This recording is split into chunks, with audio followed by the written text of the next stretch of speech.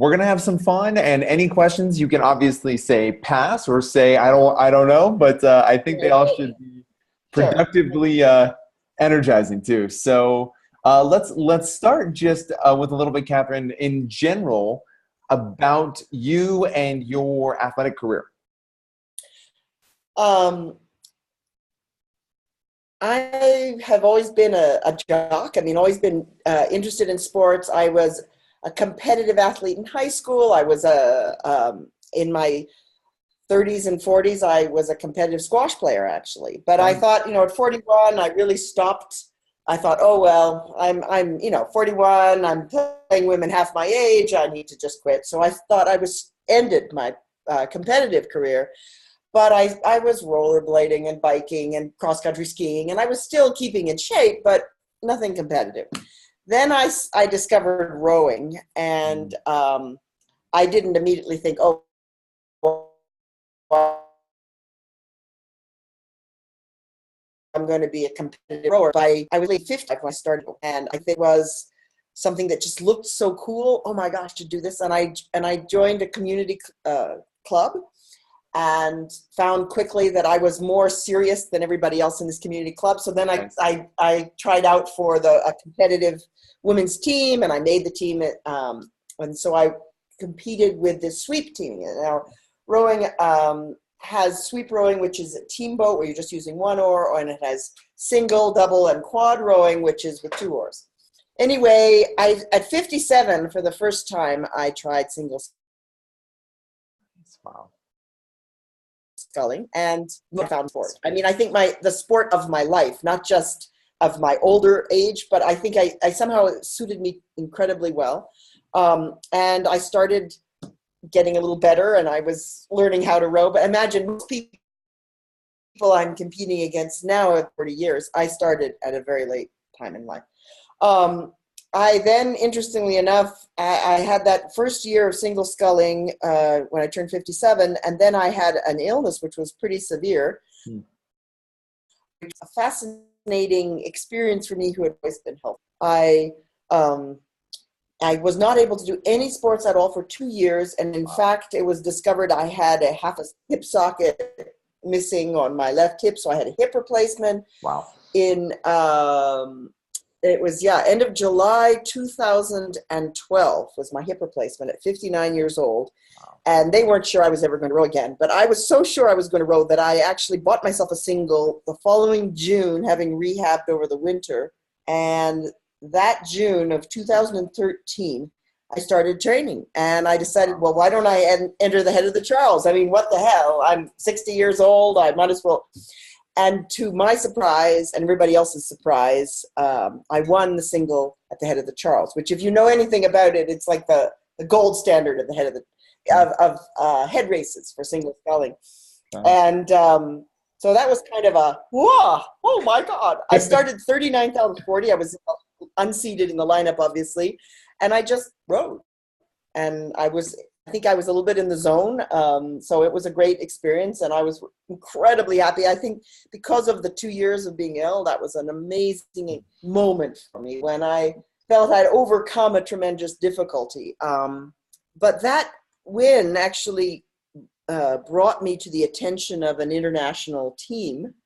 And I said, look, I'm really not an experienced rower. And she said, you beat a lot of fast people, so join us. And so I started competing internationally the following season, and started getting a lot of medals. I mean, it's just been one of those things. I've worked super hard at it. I've trained very hard, and I've been getting better technically, and I train every day, almost every day.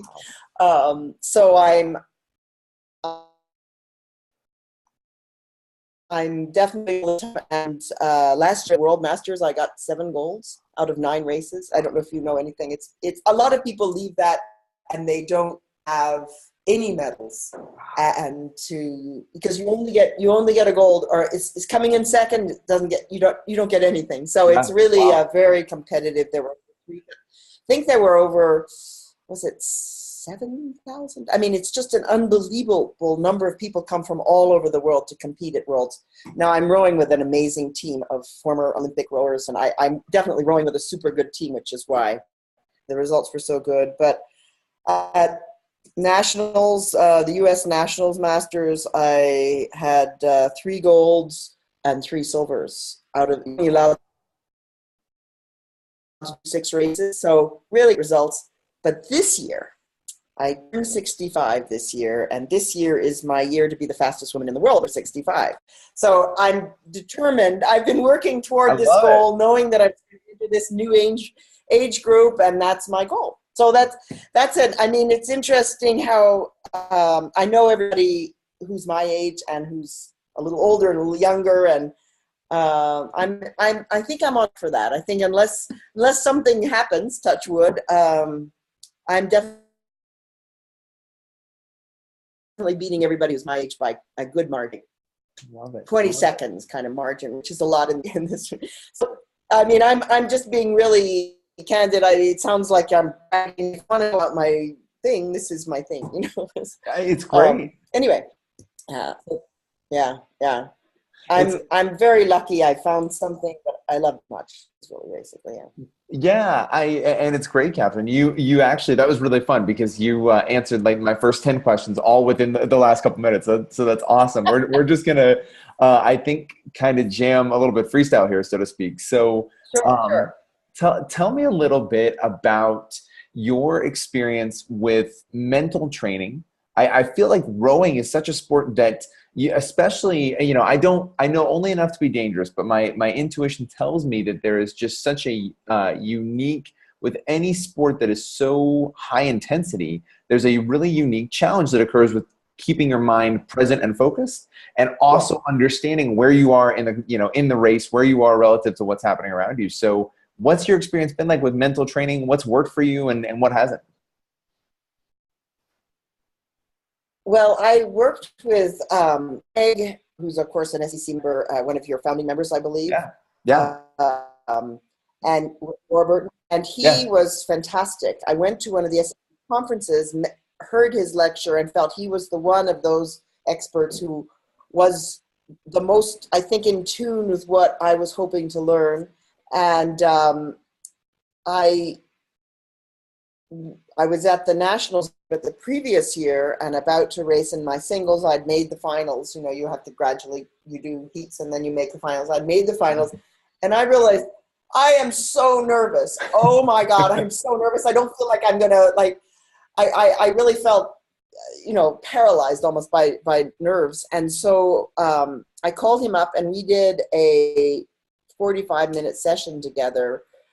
And he had me in tears. I mean, it was fascinating how I went through this whole process where I really kind of got into a mental state. And I got into the finals and I was in the zone. I mean, I was really, that feeling of the world going quiet and everything going slow, I was definitely there. Yeah. In fact, I need to learn how to keep my stroke rate up when I'm in the zone. I got a crossbow. And since I was 63, it's not bad, because usually it's the 60-year-old who will win that. I mean, every year after you're 60, you get slower. So I was really thrilled with the result of getting a bronze in the Nationals in my single, thrilled. And I knew it was in large part because of the training he'd helped me with. I haven't been following the same program as precisely, but something about what I learned about saying a phrase that's meaningful to me that keeps my mind from sabotaging itself. That I learned from Greg, and I still use that. I mean, just, whether it's long and strong or quick catch or something that sort of reminds me about, every stroke, that keeps my mind from going, crazy. So, hope that, so what comes to mind, and I'm super curious, just because I think the nature of being a really high performance athlete like you are is you're so routine driven, probably, right? So there's so much of what we do that's driven by just habit, because we know the kind of physical state and mental state we want to be in when we're competing. Have you yeah, just thinking about your progression from where you started to where you are now, has there been any major shifts in the way you've prepared going into a race? From anything, it could be a mental tool that you've prepared with differently than that you didn't use. It could be physically you're preparing your body differently. It could be nutrition. What is your typical preparation routine like, and how's it changed since you started racing? Well, I have to say that all of the above in terms of everything I'm thinking about. I'm thinking about nutrition. I'm thinking about what we call tapering, which is that you're building up, doing a lot of work that makes you stronger and fitter and have bigger aerobic capacity, and then you take it down a bit. But what's interesting is that I'm also trying, I think more and more, I'm listening to my body. What is a reasonable demand to be making on it, and have I been getting enough rest? Because I think I'm coming to appreciate the importance of rest in a way that I didn't want to really pay attention to when I was even a little bit younger. And I also, as I mentioned in that one time when I wrote a little something down about routine is actually a dangerous thing in the sense that you get automatic. Yeah. And as soon as you're automatic, you're getting worse. I am so present. I mean, how I get down into the boat, how I'm sitting, my every detail, every second, I am 100% conscious. And I think that is how I've managed to get better fast. Never doing anything in a kind of rote or routine or automatic way. And I think that if you use that in life, it also works. I mean, when you're driving, you are present in the moment. You're seeing the world with kind of eyes. So I think that is something that goes beyond sport, that sense of not being kind of in a fog and just doing everything automatically. Okay, that's yeah. So that's awesome. And there's like 5 things that I want to unpack right there. But I think so let's start with rest, because I get this sense that what was it about, whether it's been the last couple years of competing, whether it was coming back from injury, what was it that made you say, I need to start listening to my body, maybe in a way that's different than what I had been doing?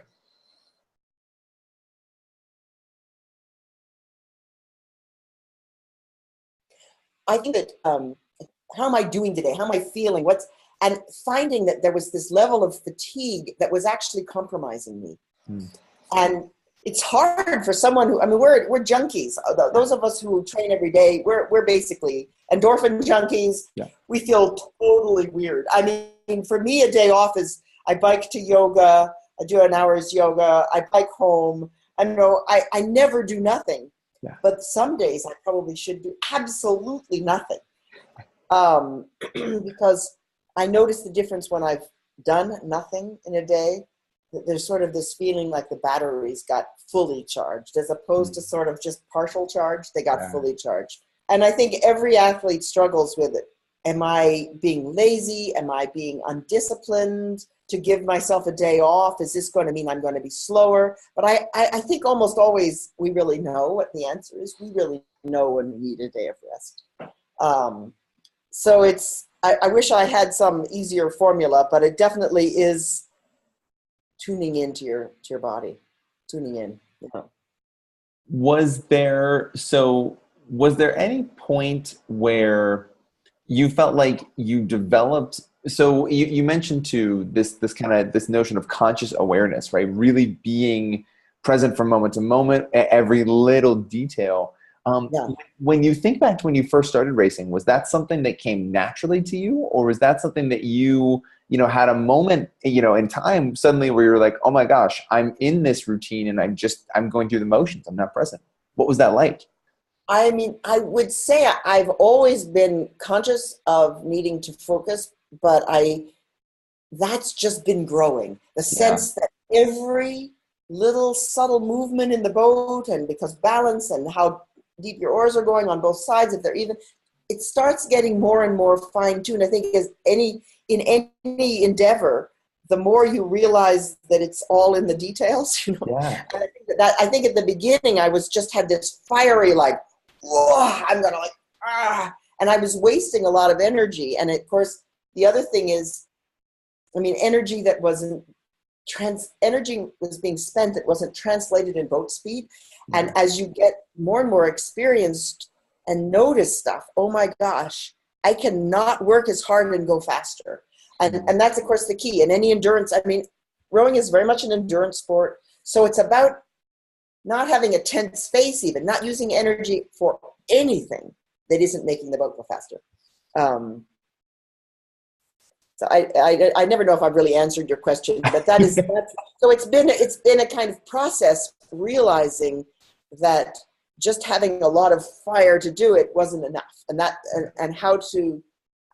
In fact, I used to start practicing hard all the time, and now I practice much more slowly, actually, because I want to ingrain the neuromuscular patterns so that they happen by themselves without thinking about it at a higher rate. But that means really controlling and being very, very conscious and going more slowly, rowing more at a lower stroke rate and things. So how do you define success now? So I ask this intentionally knowing that we just talked about the goal it sounds like you have for this year, right? Of being the fastest swimmer in the world. So how do you define success for you as Catherine, the human being, and you as Catherine, the high performance athlete? Do you separate them? Are they all the same? What's that like? Well, one of the things about rowing is that it's entirely measurable. I know how it felt in the race, but I also know what my time was. It's a very precisely measured thing, and if I was faster or not as fast as last year, or if I was faster or not as fast as the next person that I'm competing against. So, I mean, success for me does mean winning races, and that sounds really very pedant, or sort of like not that subtle, but. This past year, because I was at the top of my age group, I knew that in some of the big races, the best I could do was third, because these hot shots who are 60 years old, who've just entered, and I know I've been watching them come up and then they enter my age group. So I think it was very useful for me to have very specific goals. Okay, coming in third, that's a win. At my age, at 64, in a group that's 60 to 64, coming in third, that's good. That's really fine. Yeah. It's trying to keep your seeding for the following year. So I did learn something about having more realistic goals than just winning. Sure. And that helped. Now, when I was in team boats, I was able to feel I was making a real contribution, and winning was about what it was about. But in my single, I had to be a little more circumspect. So what are some of the emotions that are going through your head before a race? Or feeling, I should say, not even going through your head. What are you feeling? Could you put it into words? Terrified, but I mean, there is a sort of level of fear. Am I going to mess up? Am I going to not do what I want to be able to do in this race? And that's part of the adrenaline. That's part of when people talk about stage fright, that's exactly what you feel before a race starts, a kind of butterflies. I also think, shit, I love this. I mean, I'm a born competitor, and it's kind of owning my competitive nature. I'm thinking, yeah, yes, I'm going to do this. I mean, I do kind of say, you love this. You're nervous, but you love this. And, feel even in the moments when I'm like feel myself getting tired, and you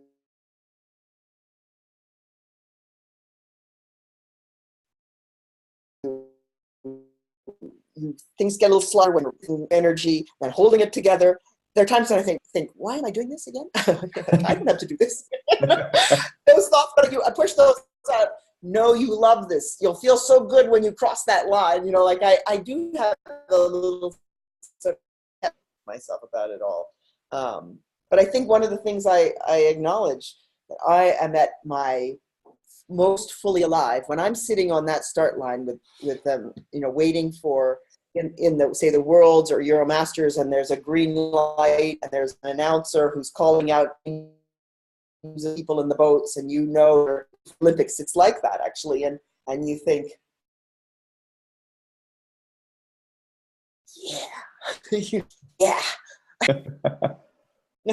So anyway, it's incredible. That's great. It's great. What is one challenge that you have had to overcome on the mental side? We're kind of talking about this through different stories right now, but if you could pick one, what's been a specific obstacle that you've really had to work through?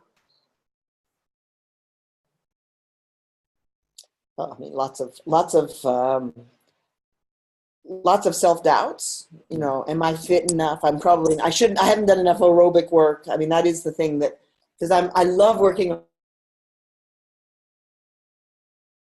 on technique, but just like driving myself, my anaerobic threshold for long period or longish is not my favorite thing. I guess the doubts about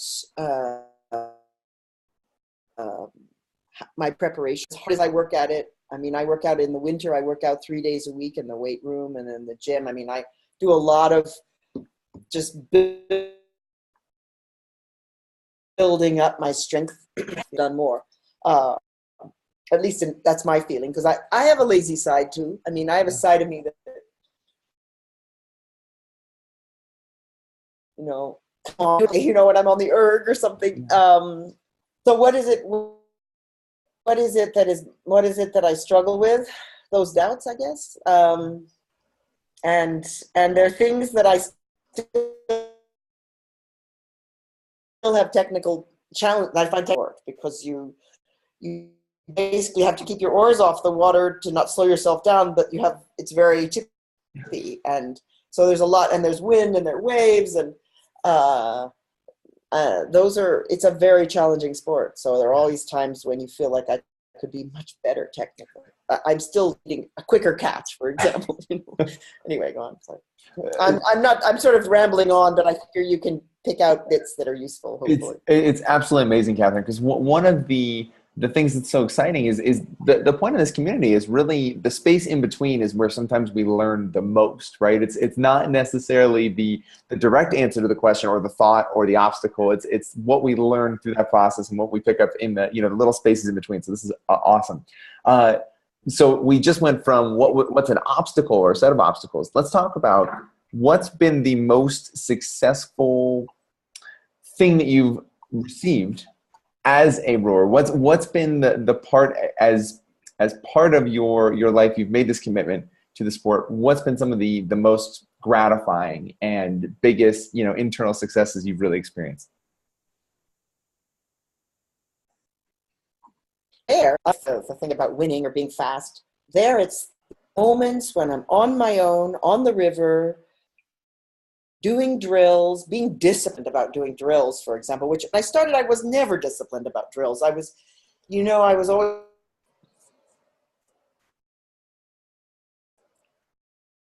always just hitting it. And now I'm in the boat and the water. And so those are actually most gratifying moments, have nothing to do with racing, interestingly enough. They have to do with seeing the results of my disciplined, conscious, and rigorous, I think rigorous is a pretty good word, approach technically, so that I am getting this subtlety of this, and it's working. Now, one of the things that happened to me last year that was probably, almost made me want to sort of tear up, because it so touched me, that I row in a very competitive rowing club, but they're all way younger. Basically there's nobody within 15 years of me who's trying to row at this high level. Wow. And they're really, I'm in clinics with men who are in their 30s. I'm in I'm constantly rowing with much stronger, fitter, faster, and younger people. And we have a race every year where it's run by one of the top coaches on the Charles, where there's so many rowing clubs, and your standing relates to what your age group best time is. So I had beat all the other women in my club, even though I'm 64 at that time. I had a better percentage to the winning time for my age group than anybody else in the club. And the person who's the coach, he was when he was announcing this, he said, and Catherine Widgery, and he said, she's a beauty to watch. She is so smooth. Like he said, if you've never seen her row, it's something to see. And I was just like, I got goosebumps all over, because it was like all that work I'd been doing, it was showing someone who was very skilled. And he doesn't say that kind of thing. I mean, I've never heard him say anything like that. If you've never seen her row, it's something to see. Holy shit. So it's also the acknowledgement of the community, recognizing that despite being my age, as opposed to young and incredibly strong and fit, that I have something that's a little special. So that was really something. That was actually a moment for me. Yeah. That's hard to define, maybe. Wow. Yeah. Wow. Oh my gosh. So, okay, before I ask my last question, one thing that just popped into my head as you were speaking there is, so you are competing with other athletes, both men and women, or at least training with men and women that are younger. I'm not competing. I'm glad to say I'm not competing with them, but I am training with them. Yeah. Training with them, yeah. Yeah. So what's that like? I mean, that seems to be, just on the surface to me, would be both invigorating and energizing, but also really challenging to keep in perspective as you're training. Wow. Right. Yes. Because the people there are these clinics that start in the dark before dawn. I mean, this is a very serious group of people. We are on the water at 5:30 in the morning, which means you get up at 4:20 in the morning, and it's another world. The people who are out there before light in the morning, so they're already the top rowers at their age level for the most part. Yeah. And so there are times when I'm very conscious how I can actually keep up with them when we're low stroke rate and just doing drills. But then when we do a piece that's like a racing piece, there are times when I'm a little discouraged that I can't keep up with them. And then I remind myself, well, Catherine, you're doing fine, and they're very supportive, actually, or a number of them have said, like, you are so awesome to be this fast at your age, kind of thing. But it still is, the thing of always being the slowest in a group. It sucks. Yeah. Almost.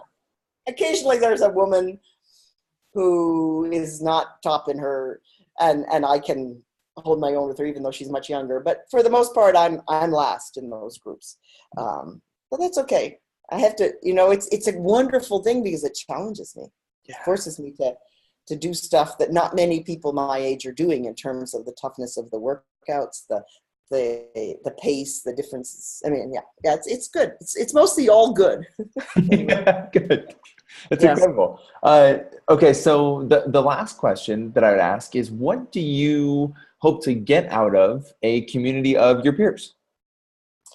In fact, I'm more interested in what I can offer than what I'm planning to get. I mean, I think I have something to offer, because I took the sport up late in life, and that you can do that. Because, I mean, I have a level of energy and mental clarity and all these other things that are so amazing. And I talk to people, and I like to think that one of the things I'm giving back is that I inspire older people who have not thought of themselves as being athletes even anymore. And I definitely have. I mean, the number of people I've got turned on to this sport, and who see the way I was transformed by doing it. That's a real. So I have to say, I love the SEC for what it's really out there with its goals. and any way I can be helpful. It's hard for me to write something every day, partly because I'm still working full time. Sure. But any way that I could be part of this community to be helpful to others who are looking for ways to improve their life, their well-being, their sense of self. I mean, I've gotten to know myself through rowing in a way that's very useful too. What do you mean by that? That conversation, am I being lazy? Is this enough? Even by saying to the world, I want to be the fastest. I want to be the best woman, 65 and over. That, I mean, I am putting a challenge and pressure on myself that I don't need to do that. Why am I doing that? I don't need to do that. But I know that when you share it with the world, okay, you gotta, and so sometimes you've got to deliver. I mean, you step up to the plate. And when I'm erging and I'm thinking, oh shit, this is just goes, oh, I want to stop. And then I remind myself, well, Catherine, if you want to be fast, you've got to keep going. I mean, and I picture myself in a race, or I picture myself at the start line, and I can turn it on. You know, I can turn that adrenaline on. So I have to use these goals that I'm setting myself, and that's something that I think I can share with others and say, look, you set yourself a goal. I mean, however modest it is, but set a goal, and then work toward that every day. Anyway. It's incredible. Thank you, Catherine. This has been awesome. Thank you for sharing. I think we need even more people, not only in this community, but just in the world in general, who have this level of energy, enthusiasm for a pursuit that can be both painful and frustrating and energizing and exciting all at the same time. I mean, it's absolutely beautiful. Thank you for sharing. This is incredible. Thank you. Well, thank you very much. I mean, I think that there's no gain without some sacrifice. I mean, really, that is true of almost everything in life. That there are the mornings you don't want to get up, but by getting up and overcoming your impulse to not do it, you find you've given yourself a gift. And I think that's the thing, that the more you have, but you have to find a passion. I would say that to anybody interested in sport, find something you love to do, because if you're just gritting your teeth and doing it because you have to or you should, you probably will never enjoy it. And if you don't enjoy it, you won't keep doing it. So find a sport you love. Find something you love to do. And I do think everyone can find something they really enjoy doing. Anyway. So what is your sport? What was your sport? Martial arts primarily. So I played football too, but martial arts has been the in a similar sense, the passion that's followed me through life, through different transitions and different periods of time. That's been the one that I go back to. Okay. Well, it's a fabulous one because of the mental, the interior awareness, the consciousness. That's a wonderful one. I mean, I've done practiced yoga since I was 21, so 44 years now. And I consistently practice it. And I think that that's given me a lot of the body awareness, the balance, but it's also this kind of inner wisdom that comes from it. I mean, and I think martial arts has much of that same quality as yoga. Yeah. Very much so. It's a connection, right? So I think, I feel very fortunate in that the martial art was the first sport I found. So I played baseball, I played basketball, I played football. And I was able to go into all those pursuits with a level of just awareness of my body that I don't think most people have. And it was really beneficial. It sped up my learning curve exponentially, I'm sure. I'm sure that was true for me. In fact, it was my yoga teacher, who's also the Harvard sculling coach, who said, "You're going to be good." And I said, "How do you know?" He'd watched me doing yoga. And I said, "I'm thinking of taking up sculling." And he said, "You'll be good." It was such an interesting, because he knew my awareness. He knew the way I moved and my body and all those things. And he was the one who coached me to that win at the head of the Charles when I turned 60. And he had told other people, she could win. He didn't tell me that, which was probably just, but it was interesting how he, and I think any athlete who does well has somebody who believes in them and someone who coaches them, and you have to learn from teachers learn from what wise people like Greg. I mean, people who can give you just that little insight or just that little help. Anyway, enough. We're going to say we were going to say goodbye, and there I'm talking on. So lovely to talk to you. You and too, I'm Catherine. sure This we'll has be been incredible. okay. Take care. Thanks. Bye-bye. Bye. Bye.